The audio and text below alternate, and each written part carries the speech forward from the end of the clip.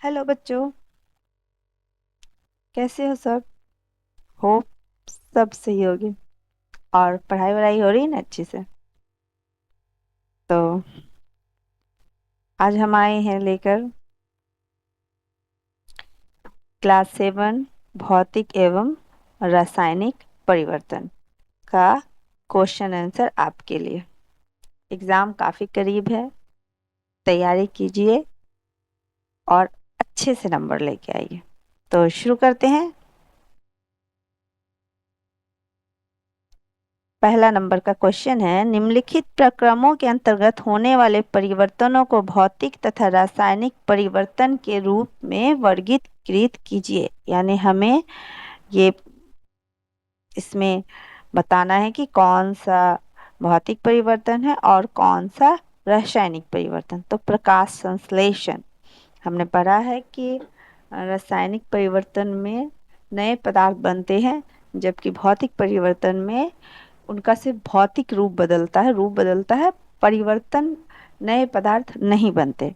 तो प्रकाश संश्लेषण में नए पदार्थ बनते हैं, हमें पता है। तो प्रकाश संश्लेषण में नए पदार्थ बनते हैं, तो इसे क्या कहेंगे हम?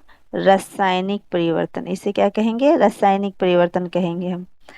अब है जल में शक्कर का घुलना। जल में शक्कर का घुलना, तो इसमें कोई नया पदार्थ नहीं बनता, इसलिए यह क्या हो गया? भौतिक परिवर्तन हो गया। अब कोयले का जलाना, कोयले का जलाना, ये क्या हो गया? रासायनिक परिवर्तन हो गया। अब है मोम का पिघलना। मोम का पिघलाना, ये क्या हो गया? ये भी आपका भौतिक परिवर्तन हो गया। एल्यूमिनियम को टुकड़े को पीट कर उसका पतला पत्र बनाना, एल्युमिनियम को ही पतला कर देगा, इसलिए ये भी भौतिक परिवर्तन हो गया। अब है भोजन का पाचन। जब भोजन का पाचन होता है तो नए पदार्थ बनते हैं, इसलिए क्या हो गया? ये हमारा रासायनिक परिवर्तन हो गया। तो देखिए यहाँ इसी को दिया है कि कौन क्या है, ये उसी इससे भी आप मिलान कर सकते हैं कि कौन नंबर में रासायनिक, ख नंबर में भौतिक परिवर्तन, गौ रासायनिक परिवर्तन, घ भौतिक परिवर्तन। या अंगा दे दिया, अंगा नहीं है वहाँ। वही उसी के नंबर बदल गया है। यहाँ देखिए, यहाँ चौ है, एल्युमिनियम के टुकड़े को पीटना, ये चौ मान लीजिएगा। इसको आपको क्या मान लेना है? चौ लेना है, ये चौ नंबर है। और उसके बाद ये चौ को आपको क्या मानना है? यहाँ देखिए छ मानना है, यहाँ पे ये छ हो जाएगा, ये चौ हो जाएगा। तो भौतिक परिवर्तन और रासायनिक परिवर्तन। अब बताएं कि निम्नलिखित में कौन कथन सत्य है अथवा असत्य है। यदि कथन असत्य है तो अपनी अभ्यास पुस्तिका में सही करके लिखिए। अपनी अभ्यास पुस्तिका में सही करके लिखिए कौन सत्य है कौन असत्य है। लट्ठे के टुकड़ों में काटना एक रासायनिक परिवर्तन है, ये क्या है? सत्य है या असत्य है? तो लकड़ी के टुकड़े में कोई नया पदार्थ नहीं बनता है, इसलिए ये क्या हो गया? असत्य हो गया। ये क्या हो जाएगा? असत्य हो जाएगा। यानी ये क्या होगा? भौतिक परिवर्तन है। अब दूसरा सवाल है, पत्तियों से खाद का बनना एक भौतिक परिवर्तन है। पत्ती जो होगी उसके खाद में, ये क्या होगा? ये भी असत्य होगा, क्योंकि इसमें यहाँ जो होगा नया पदार्थ बनता है। कुछ नए पदार्थ जहाँ बनते हैं वहाँ। अब है जस्ते, लिंक लेपित लोहे पाइपों में आसानी से जंग नहीं लगती, ये सत्य होगा। हाँ, जिसमें जस्ता जो होता है उसमें से जो लेप किया हुआ लोहा होता है उसमें जंग आसानी से नहीं लगती है। क्या हो गया? सत्य हो गया।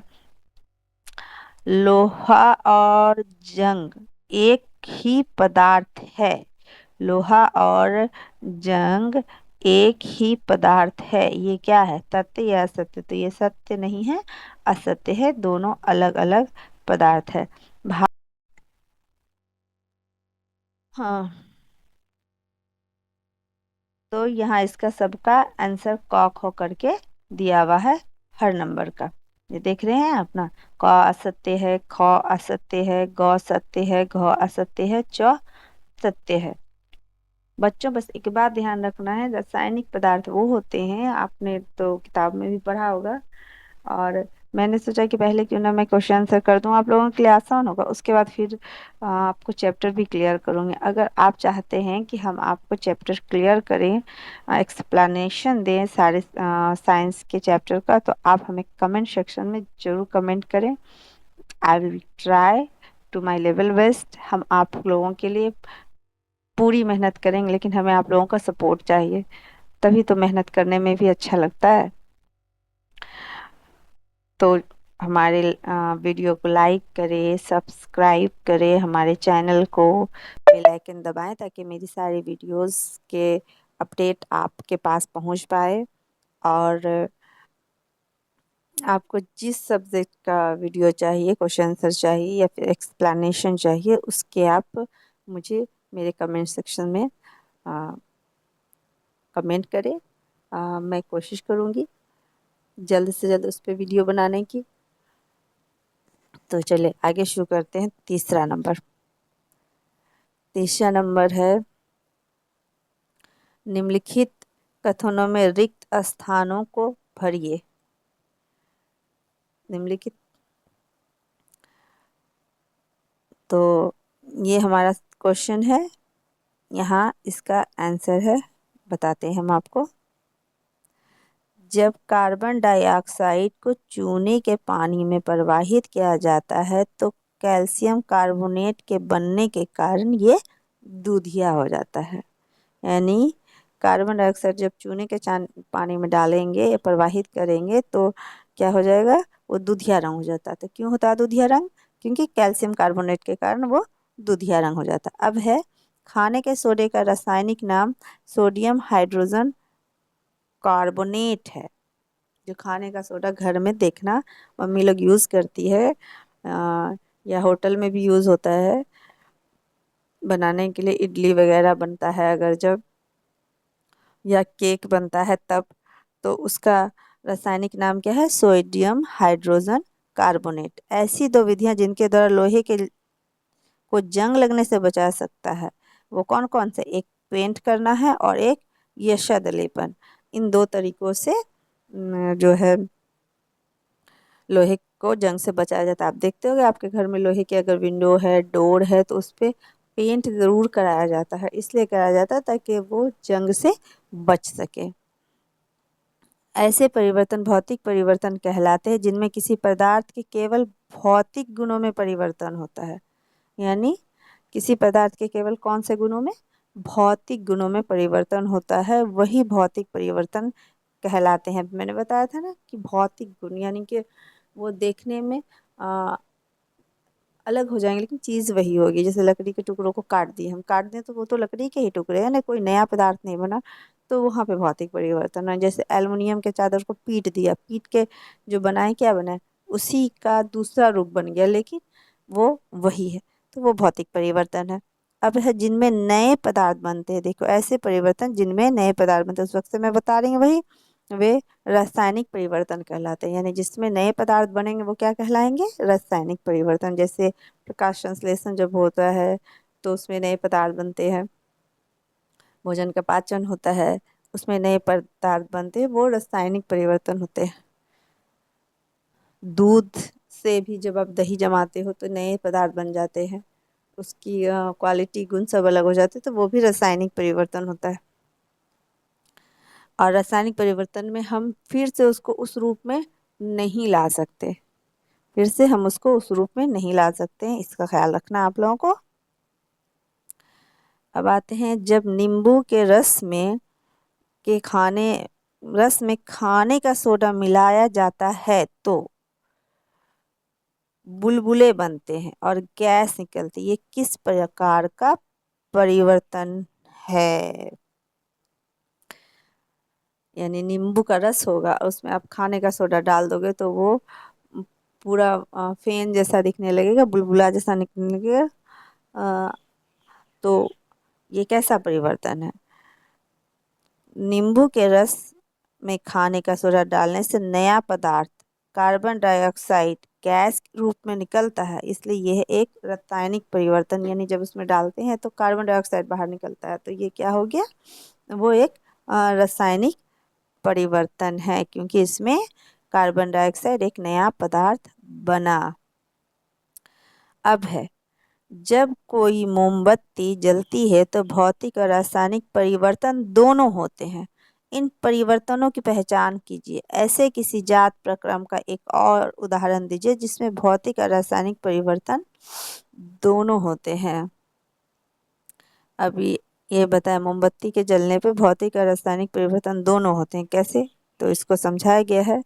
जब कोई मोमबत्ती जलती है तो भौतिक परिवर्तन में क्या होता है, मोम पिघलता है और पिघले हुए मोम को वाष्प में बदल जाता है, यानी मोम दूसरे रूपों में बदल जाता है। लेकिन उसमें रासायनिक परिवर्तन क्या होता है, रासायनिक परिवर्तन ये होता है कि मोम जलकर गैस, उष्मा और प्रकाश देता है। अब इसमें नया पदार्थ भी बन जाता है। क्या नया पदार्थ बनता है, गैस देता है, उष्मा देता है और प्रकाश देता है, जो कि नया पदार्थ है। तो दोनों परिवर्तन हो गए, भौतिक परिवर्तन और रासायनिक परिवर्तन। अब ऐसा ही एक और उदाहरण दिया जाए। इसी प्रकार का प्रक्रम एक अन्य उदाहरण है, रसोई घर में द्रवित पेट्रोलियम गैस का उपयोग। सिलेंडर में यह द्रव के रूप में होती है, जब यह सिलेंडर से बाहर आती है तो गैस बन जाती है। यह एक भौतिक परिवर्तन है, और गैस बाहर निकलने के बाद जलती है तो ये एक रासायनिक परिवर्तन है। एक और उदाहरण क्या हो गया, जब एलपीजी को द्रवित पेट्रोलियम गैस का हम उपयोग घर में करते हैं, जो आपके घरों में सिलेंडर में खाना बनाने के लिए प्रयोग होता है, सभी के घरों में होता है, तो ये जब बाहर आती है तो गैस बन जाती है। पहले तो द्रव होता है, फिर बाहर आता है तो गैस बन जाता है। जब गैस बनता है तो ये एक भौतिक परिवर्तन है, लेकिन गैस बाहर जब आती है तो वो जलती है, और जब जलती है तो क्या हो गया, ये एक रासायनिक परिवर्तन है। अब एक सवाल है कि आप कैसे दिखाएंगे दही का जमना एक रासायनिक परिवर्तन है। अब बताइए कैसे दिखाइएगा कि अब दही का जमना एक रासायनिक परिवर्तन है। दही का जमना रासायनिक परिवर्तन है क्योंकि दही दूध से भिन्न है। यह दूध पर जीवाणुओं की क्रिया से बनती है। दही में अलग स्वाद, गंध और गुण अलग होते हैं। क्या अभी हम बताए थे ना कि दही का जमना रासायनिक परिवर्तन बनता तो दूध से, लेकिन उसमें लैक्टोबैसिलस जो जीवाणु होते हैं उनकी क्रिया से दूध से दही बन जाता है। और इस दही का स्वाद भी खट्टा होता है, दूध के स्वाद से बिल्कुल अलग होता है, गंध भी अलग होता है और इसके गुण भी अलग होते हैं। आ, किसी कहते हैं कि अगर खाना अच्छे से खा लिए हो तो थोड़ा सा दही खा लीजिए लास्ट में नमक के साथ, ताकि आपकी पाचन आसानी से हो सके। लेकिन कोई नहीं कहेगा आपको कि खाने के बाद दूध पी लीजिए ताकि आपका पाचन अच्छे से हो सके। दूध से पाचन नहीं होता, बट दही से पाचन अच्छा होता है।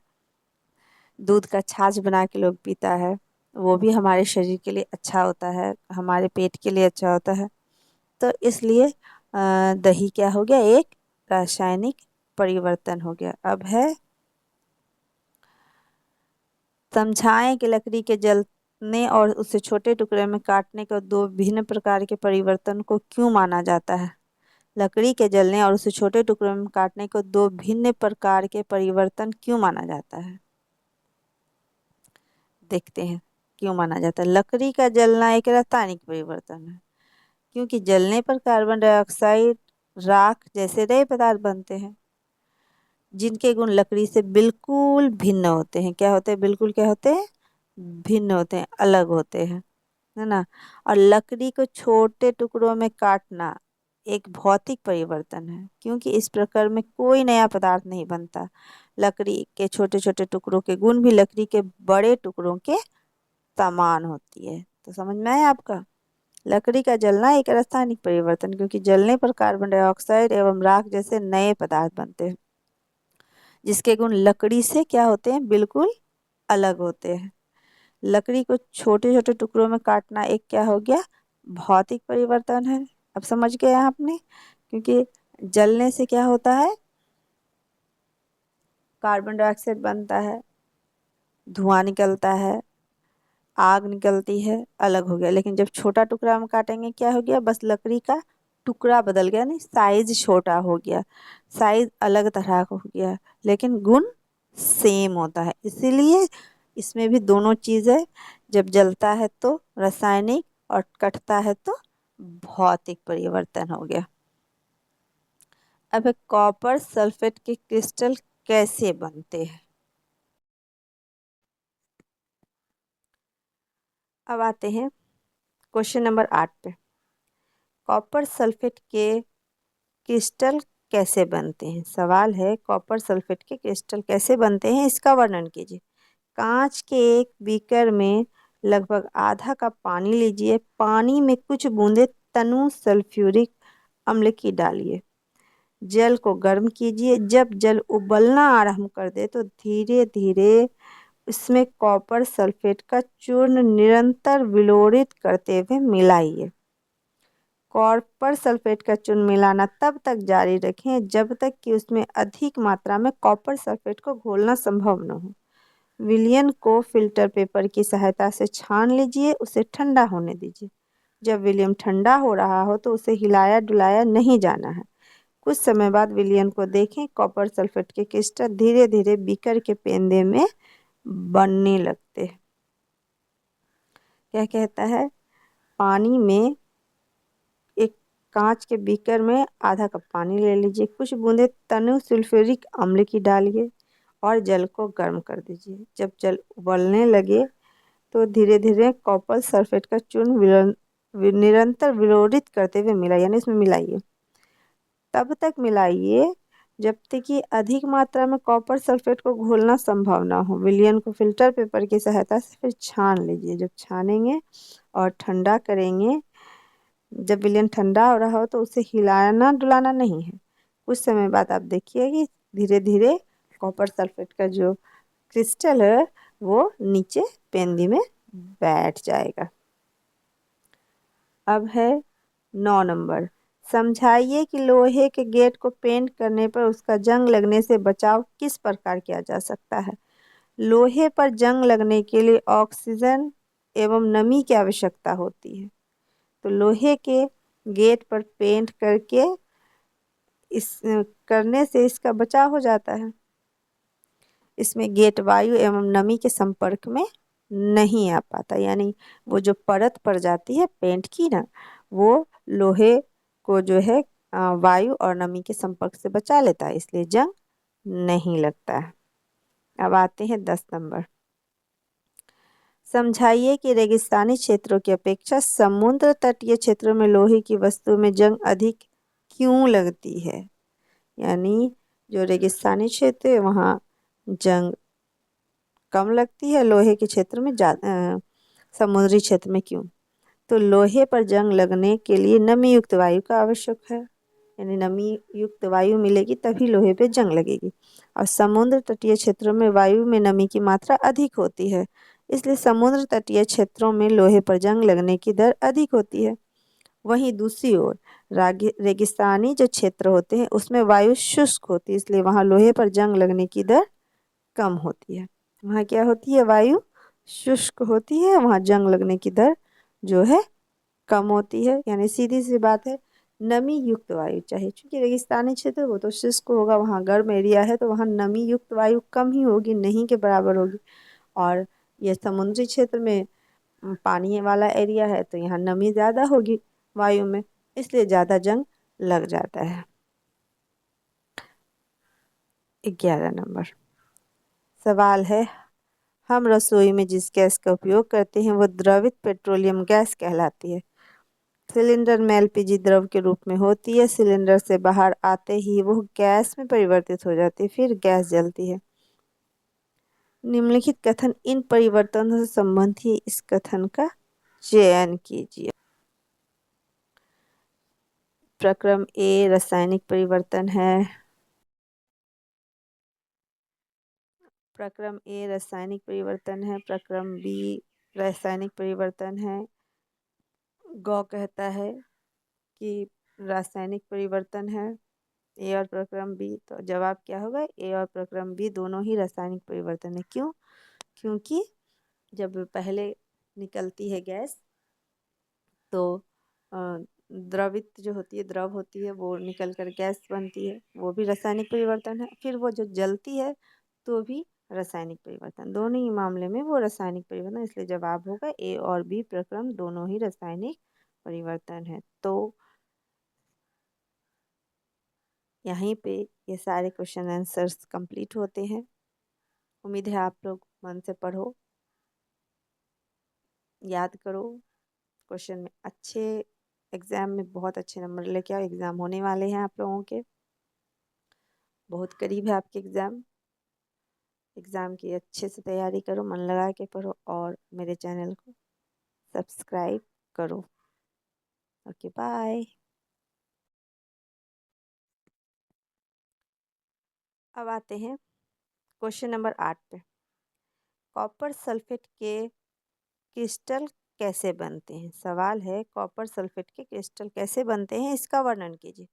कांच के एक बीकर में लगभग आधा कप पानी लीजिए। पानी में कुछ बूंदे तनु सल्फ्यूरिक अम्ल की डालिए।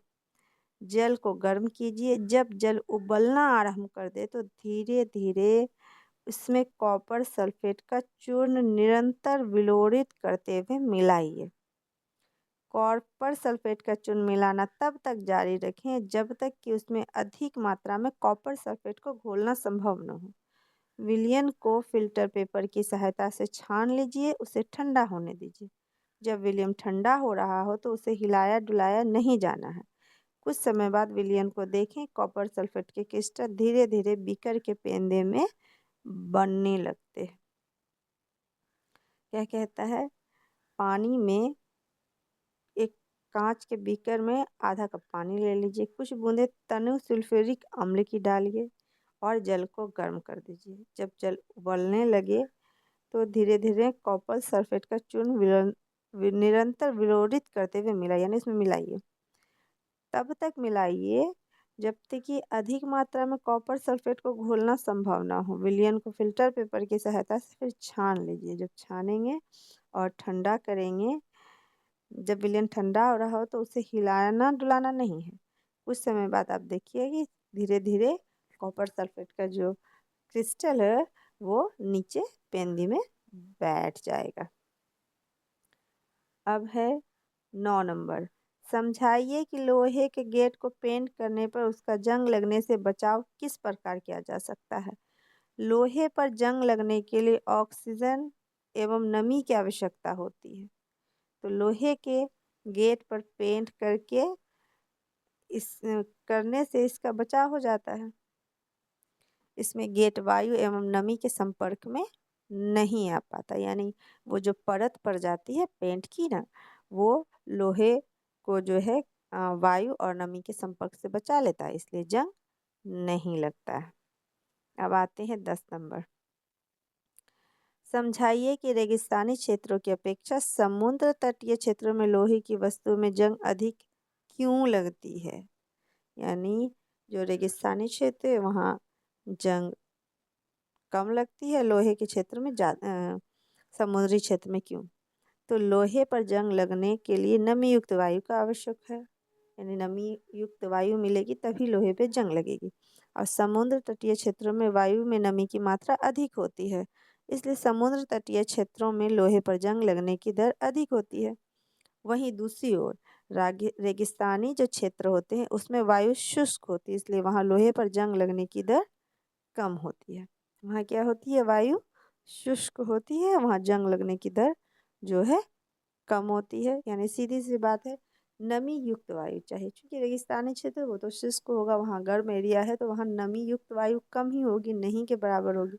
और ये समुद्री क्षेत्र में पानी वाला एरिया है तो यहाँ नमी ज़्यादा होगी वायु में, इसलिए ज़्यादा जंग लग जाता है।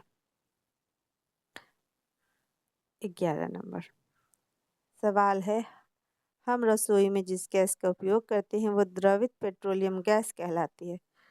सिलेंडर में एलपीजी द्रव के रूप में होती है। सिलेंडर से बाहर आते ही वो गैस में परिवर्तित हो जाती है, फिर गैस जलती है। निम्नलिखित कथन इन परिवर्तनों से संबंधित इस कथन का चयन कीजिए। प्रक्रम ए रासायनिक परिवर्तन है।